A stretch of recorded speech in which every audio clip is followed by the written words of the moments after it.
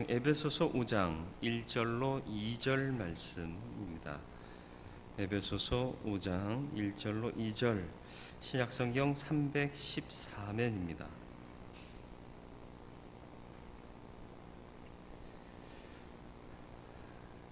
말씀 봉독해 드리겠습니다. 그러므로 사랑을 받는 자녀같이 너희는 하나님을 본받는 자가 되고 그리스도께서 너희를 사랑하신 것 같이 너희도 사랑 가운데서 행하라. 그는 우리를 위하여 자신을 버리사 향기로운 제물과 희생 제물로 하나님께 드리셨느니라. 아멘. 기도하겠습니다. 주여, 오늘도 주님 말씀 앞에 섭니다. 말씀으로 우리를 권면하시고 주의 뜻을 헤아려 알게 하시며 또 성령께서 주장하사 우리로 들은 말씀대로 순종하며 살 수 있는 바른 그리스도인 되게 하여 주옵소서. 역사하시고 인도하시기를 예수님의 이름으로 기도드리옵나이다. 아멘. 오늘 읽은 본문에 보면 그러므로라는 단어로 말씀이 시작됩니다. 여기서 그러므로라는 것은 4장에서 언급했던 거짓 버리고 참된 것 말하고 분내지 말고 죄짓지 말고 선한 일 하고 더러운 말 입 밖으로 내지도 말고 이런 일을 해야 하는데, 이 모든 악을 버려야 하는데, 그러므로 이런 삶을 살기 위해서는 이 모습을 가져라 하고 말씀하는 부분입니다. 악독을 버리고 온전한 모습으로 선한 모습으로 참된 것을 말하며 살 수 있는 그런 삶의 근거가 뭐냐, 그걸 말씀하고 있는 거죠. 그 근거는 뭐죠? 하나님 사랑이요. 그리고 내가 그 하나님의 사랑을 받는 자라는 사실을 인정하는 거예요. 그리고 내가 그런 존재임을 깨달아 알므로 이제 삶이 바뀌어 이렇게 되어야 한다라는 거죠. 그래서 being의 문제를 지나 doing의 문제로 흘러가는 부분을 강조해서 다시금 정체성을 강조하는 말씀입니다. 사람이라는 존재는요, 누군가에게 아뢰고, 아른다는 말 아시죠? 내 모든 것들을 얘기하며 어드바이스 받고 또 인정받고 이럴 수 있는, 그리고 또 말할 수 있는 사람이 있다는 게 복입니다. 제가 예전에 보육원에서 사역을 했잖아요. 근데 이제 보육원에는 맡겨진 아이들도 있고 고아들도 있어요. 근데 맡겨진 아이들은 가끔 이제 부모들이 면회를 옵니다. 근데 이제 원생들한테 좀 좋지 않은 영향이 있을 수 있다라고 판단해서 면회를 오면 아이를 이렇게 내보내서 만나고 들어오게 이렇게 하는데, 이도 저도 전혀 없는 생고아들이 간혹 있어요. 한 번은 TV를 보는데 이제 아마 아버지가 술만 마시면 집에 들어와서 막 다 때려 부시고 가족들 패고 막 그러는 아버지였던 것 같아요. 이제 엄마가 참다 못해 이제 흉기를 휘둘러서 이제 그게 사건이 된 적이 있어요. 근데 아들이 이제 엄마를 두둔하면서 저건 아버지도 아니다, 인간도 아니다, 막 이런 내용이 텔레비전에 나왔어요. 그랬는데 같이 이제 텔레비전을 보고 있는데 제 바로 옆에 그 녀석이 앉아 있었어요. 예, 이도 저도 전혀 없는 생고아요.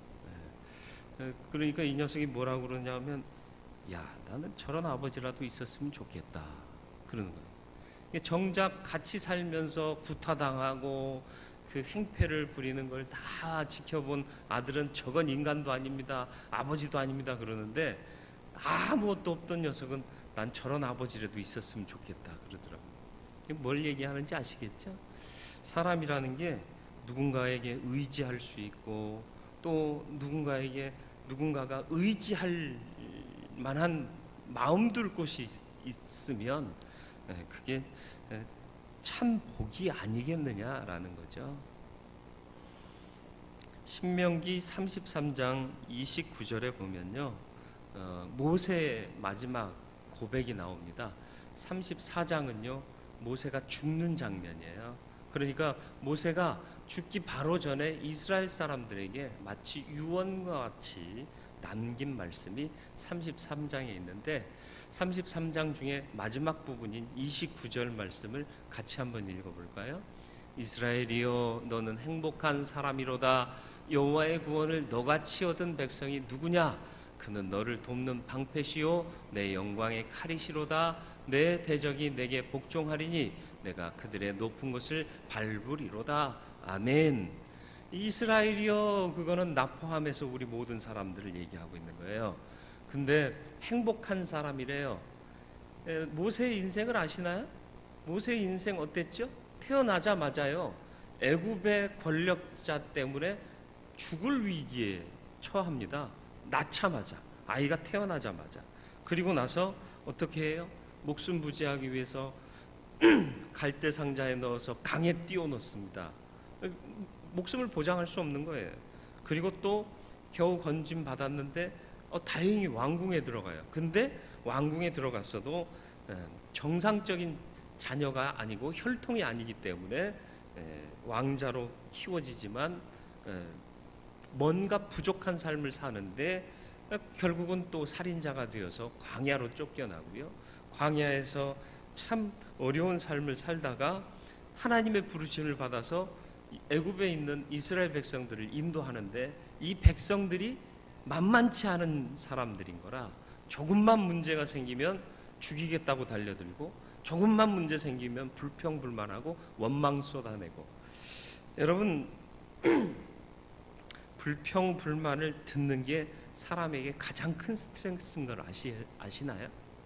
그 말 듣기 싫어서 아무 일 안 하는 사람 주위에서 보시나요? 주위 살필 거 없어요. 나도 그래요. 나 스스로도요, 이거 하면 사람들이 뭐라고 할 텐데, 그러면 안 하게 돼요. 거의 그렇습니다.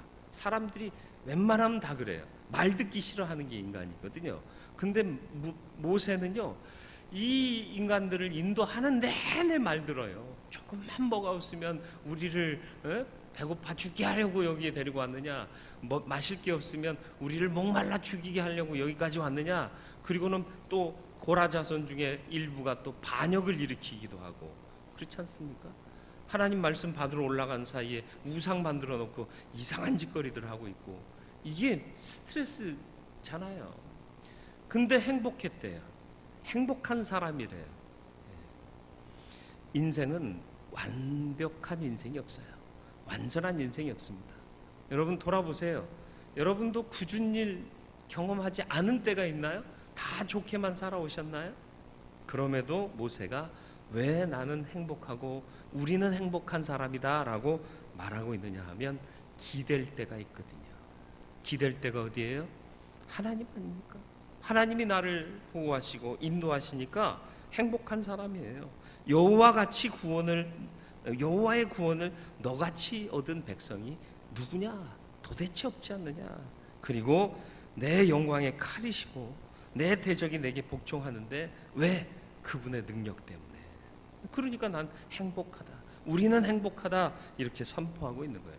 이 참된 행복의 가치를 너희들 기억하고 살아라. 이게 모세의 마지막 유언인 거예요. 여러분 행복하십니까?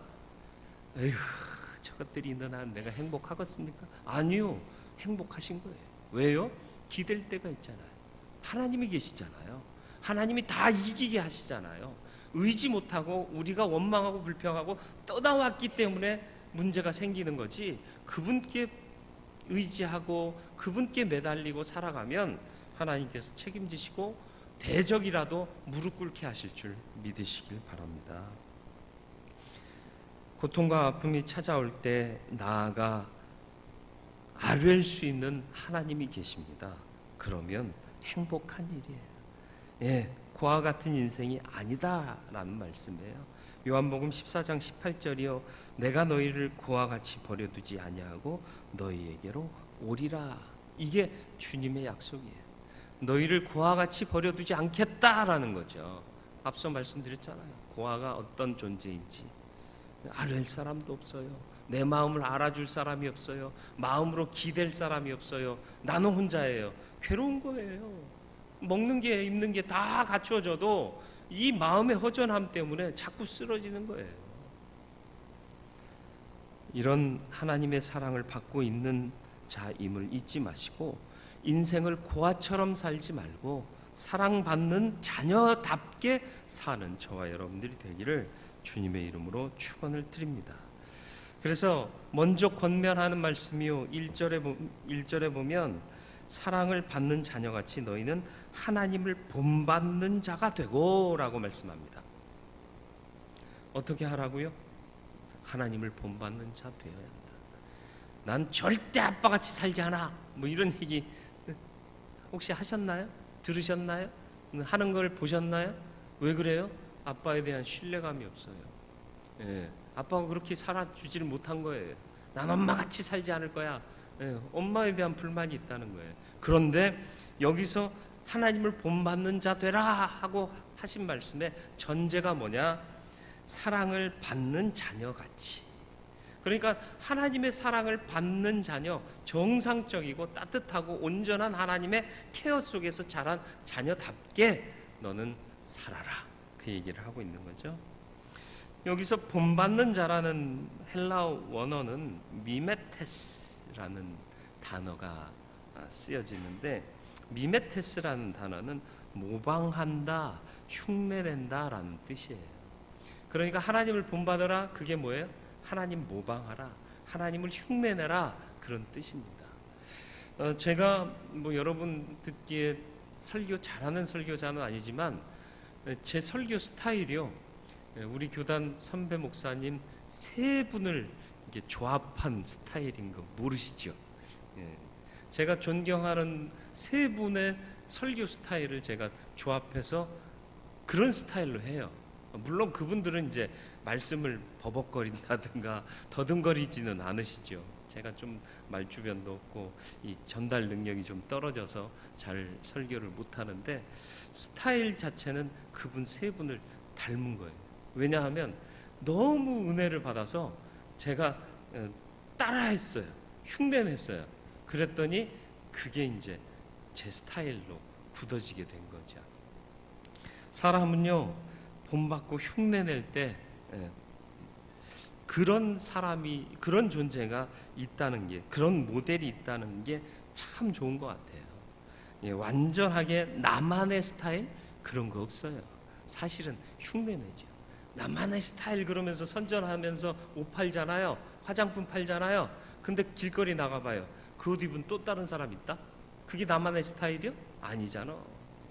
근데 그렇게 자꾸 자극하는 거예요. 너만의 스타일 있다, 개성 있게 살아라. 근데 나가보면 나랑 비슷한 인간들이 수두룩한 거예요. 그래서 요즘은 또 성형외과 광고 그 버스에 붙여놓고 있는 거 보니까 닮지 말고 예뻐져라. 그러니까 같은 성형외과에서 성형수술하니까 다 닮은 거예요. 서로 자매인가? 막 이런 생각이 들 정도로. 그렇지 않습니까? 그러니까 닮지 말고 예뻐져라. 흉내낼 수 있는, 어쨌든 다시 돌아와서요, 흉내낼 수 있는 모델이 있다는 건 참 좋은 거예요. 근데 오늘날 흉내낼 모델이 점점 없어지고 있다는 게 또 우리 사회의 안타까운 문제예요. 예전에는요, 진짜 그랬어요. 제가 전도사 때만 해도요, 제가 전도사로 사역하던 교회 장로님이 새벽 기도에 나오시면 제일 늦게 가시는데, 기도 끝나면 이 바닥으로 내려앉기는 좀 그러니까 의자에 이렇게 웅크리고 무릎을 꿇고 기도를 하시는데 얼마나 간절한지요. 듣는 제가 은혜를 받았어요. 야, 모름지기 믿는 자는 저렇게 살아야 되는 거 아닌가. 그러면서 화를 내는 걸 본 적이 2번인가 3번인가 밖에 없어요. 물론 안 보는 데선 더 낼 수도 있을까 어쩔까 모르겠지만 사람을 이렇게 신뢰 못하니까 문제인데, 아니 진짜 참 좋은 모델이 되는 그런 분들이 있었단 말이에요. 근데 요즘은 그런 분들 찾기가 너무 어려워지고 있어요. 권사님들도 그렇지 않습니까? 참 온화하고 그러면서 믿음으로 권면해주고, 말씀해 보면 이렇게 살아야 되는 거 아니냐, 이런 말씀 해주면서 권면하는 분들이 없어요. 내가 살아보니까 야, 그런 거 다 필요 없어, 이런 얘기는 다들 잘하는데 말씀해 보니까, 내가 기도해서 이렇게 살아보니까, 이런 말씀하는 분들이 없단 말이에요. 인생의 노하우는 조금씩 알려주는 분들이 간혹 있기는 한데 말씀대로 살아서 간증의 삶을 고백하면서 너희대로 살아봐, 이렇게 한번 기도해봐 라고 권면하는 사람이 적단 말이에요. 모델을 상실한 시대가 아니냐라는 것입니다. 그러나 인간적인 모델이 없다고 해서 낙심하지 마시고요, 오늘 읽은 말씀처럼 사랑 주시는 하나님을 흉내내는 삶을 사시길 바라요. 하나님 흉내낼 수 있도록 말씀을 통해 하나님을 보여주셨잖아요. 거기에 충실하시기를 바랍니다. 하나님을 잘 못 믿는 사람들 보면요, 이 육신의 아버지와 상처난 감정들이 치유가 안 된 분들이 참 많습니다. 부모가 자식에게 나쁜 것을 주려고 하진 않아요. 그러나 모르는 사이에 자녀들에게 상처를 준다는 거예요. 그게 누적돼서 쌓이면요, 아버지에 대한 신뢰가 겉으로는 있어도 이 내면에서는 온전히 형성되질 않고, 그런 상처난 아버지와의 관계가 있는 사람은 하나님 아버지와도 온전한 관계를 맺지 못한다는 거예요. 그렇기 때문에 내가 하나님이 잘 안 믿어진다 혹시 생각되시면 내 육신의 아버지를 용서하는 기도부터 하세요. 그러면 그 관계의 회복을 통해서 하나님 아버지와의 관계도 회복되게 될 줄로 믿습니다. 그래서 좋은 모델을 갖고 그 모델을 따라 사는 것도 좋고, 그럴 모델이 없다라고 하면 하나님 아버지를 내 모델 삼아서 흉내내고 모방하며 살아가면 우리가 정말 하나님의 사랑받는 자답게 하나님의 영광을 삶에서 나타내는 참 그리스도인으로 살게 될 줄로 믿습니다. 그래서 2절에 보면 사랑 가운데서 행하라 말씀하십니다. 너희도 사랑 가운데서 행하라. 그런데 그게 뭐냐? 먼저는 사랑받는 자다. 비잉의 문제, 비잉의 문제. 당신은 사랑받기 위해 태어난 사람, 얼마 전까지 막 유행했잖아요. 그죠? 예수 안 믿는 사람도 당신은 사랑받기 위해 태어난 사람. 텔레비전에 선전에도 나왔어요, 이 노래가. 너무 오래됐나요? 기억 못하세요? 이 노래가 진짜 텔레비전에도 들리고 그랬다니까요. 왜 그래요? 자존감이 상실된 거예요. 비잉의 문제가 해결이 되지 않는 거예요. 근데 세상은요, 이거 절대 해결해 줄 수 없습니다. 세상 사람들이 아무리 당신은 사랑받기 위해 태어난 사람이라고 목소리 쉬도록 불러도요, 문제 해결 안 돼요. 왜? 정작 그 사랑을 주시는 하나님을 모르는데 어떻게 내가 사랑받는 자라는 걸 깨닫느냐고요. 믿는 자이십니까? 그렇다면 하나님이 나를 얼마나 사랑하셨는가를 잊지 말고 말씀을 통해 깨달아 아시기를 주님의 이름으로 축원을 드립니다. 이사야 49장 15절 말씀이요, 여인이 어찌 그 젖 먹는 자식을 잊겠으며 자기 태에서 난 아들을 긍휼히 여기지 않겠느냐? 그들은 혹시 잊을지라도 나는 너를 잊지 아니할 것이라. 무슨 얘기예요? 젖 먹이는 엄마가요, 젖 먹는 애기 떨쳐놓고 어디 못 가잖아요. 예? 예. 어저께도 밤 비행기를 탔는데 애기가 3명이 그 비행기를 탔어요. 예. 돌아가면서 이제 울더라고요. 어떤 때는 서라운드로 같이 울고, 엄마들도 피곤해가지고 막 눈이 감기는데도 애 얼르고 서고, 그 와중에 또 한 녀석은 응가를 했는지 엄마가 또 안고 화장실 가서 기저귀 갈아오고, 엄마가 막 이렇게 졸다가 애가 우니까 막, 야, 엄마는 대단하다. 제가 진짜로 애들 한번 본 적이 있었거든요. 엄마가 잠깐 어디 간 사이에 못 보겠더라고요. 이거 던져버리고 싶고요. 이거 우리 애들한테 얘기하지 마세요. 진짜 이게 엄마는 위대하다 이런 생각을 했어요. 근데 그 엄마가 혹 그 갓난아기들을 잊어버린다 해도 난 안 잊는다. 누가 하신 말씀이에요? 하나님이요. 하나님이 우리를 그렇게 사랑하신다는 얘기예요.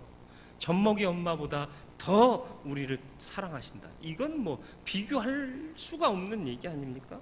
또 이사야 46장 3절로 4절이요, 내게 품기운 너희여, 너희가 노년에 이르기까지 내가 그리하겠고 백발이 되기까지 내가 너를 품을 것이라. 내가 지었은즉 안을 것이요 품을 것이요 구하여 내리라. 이게 무슨 뜻이에요? 하나님께서 지었기 때문에 끝까지 책임지신다. 백발이 되었어도 안아줄 거단 말이에요. 품어준단 말이에요. 가끔 제가 둘째 아들은 제가 좀 특별하게 좀 키웠어요. 그래서 가끔 허깅을 해요. 물론 첫째도 가끔, 아주 가끔 허깅을 하긴 하는데, 옛날에는요, 안으면요, 너무 좋았어요. 너무 귀여웠어요. 근데 요즘은 안으면 좀 징그러워요. 그래도 이제 그 옛날 표현하던 방법이 있어서 가끔 이렇게 허깅을 해주는데, 참 쉽지는 않은 것 같아요.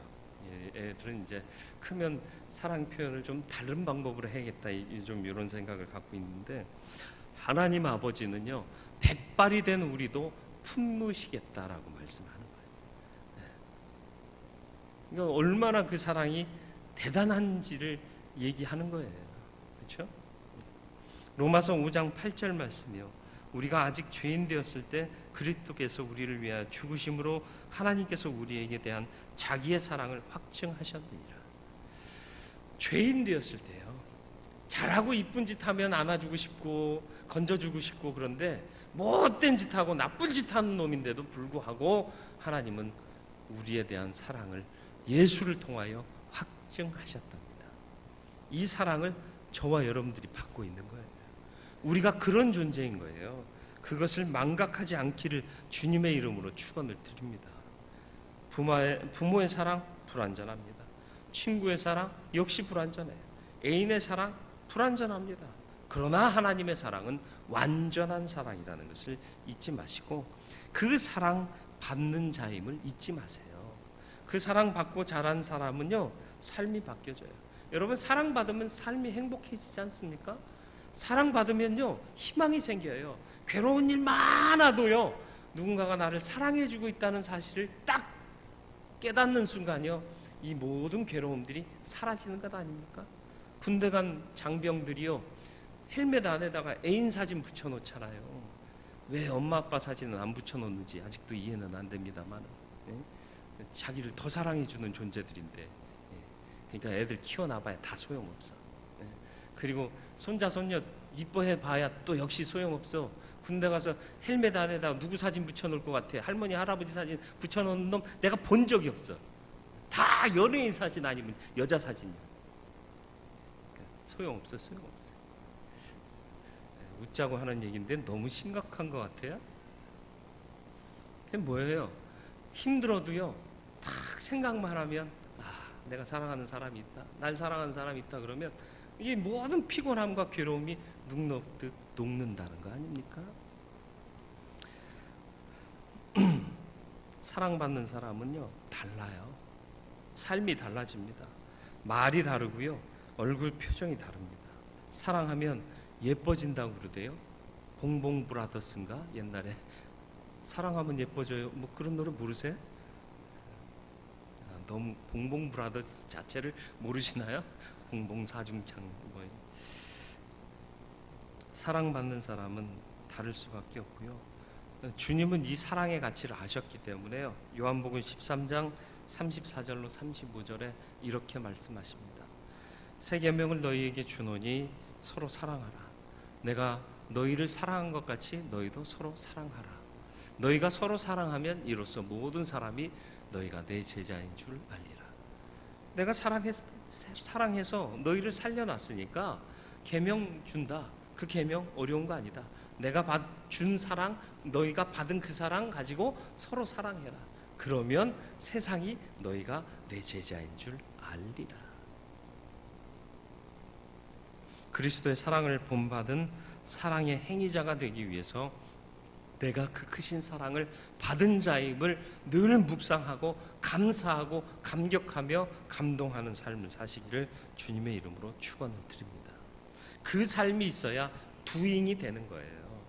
자신을 버린 사랑, 오늘 말씀의 제목처럼 우리를 위하여 자신을 버리사, 이 사랑이 가능하게 되는 거예요. 이 두잉이 가능하게 되는 거예요. 돌아보시길 바랍니다. 생활은 부요해졌어요. 그런데 믿음은, 정서는 빈곤하게 살고 있지 않느냐 말이에요. 여러분의 믿음이 빈곤하진 않으세요? 여러분의 감성이 빈곤하진 않으시나요? 먹고 사는 건 정말 좋아졌잖아요. 옛날에 비해서 얼마나 좋아졌습니까? 타는 차도요, 옛날에 에어컨 나오면 감사였어요. 파워핸들이요? 그런 게 어디 있어요? 파워핸드였지. 그래서 힘으로 다 돌리고. 아닙니까? 예전에 제가 장애인 사역을 했었다고 그랬잖아요. 거기서 운전 거의 했거든요. 장애인들 멀쩡한 남자는 저 하나밖에 없으니까 태워주고 내리고 데리고 오고 그러는 거 다 제가 했는데요. 에어컨이 없었어요. 차에. 파워핸들도 아니에요. 그러니까 여름에요.